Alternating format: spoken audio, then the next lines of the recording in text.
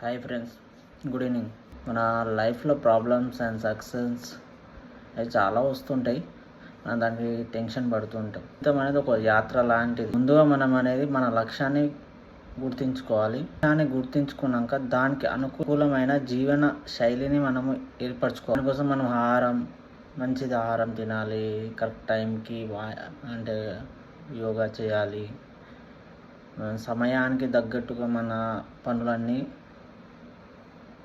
Decide చేసుకొని వాటి విధంగా పనులను మనం క్లియర్ చేసుకోవాలి. అంతేగాని ఏదో వచ్చిన టెన్షన్ అని పడి దానికి మనం టెన్షన్ అయిపోతే మన లైఫ్ అనేది ఆడికి ఎండ్ అయిపోతుంది.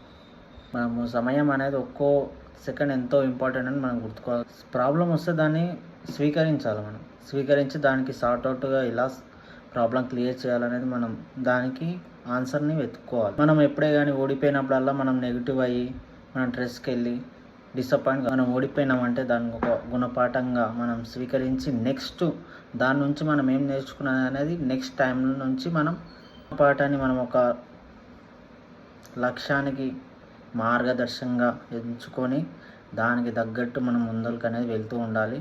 క్రమశిక్షణలో ఉంటే మనకి ఎప్పటికైనా విజయం కలుగుతుంది.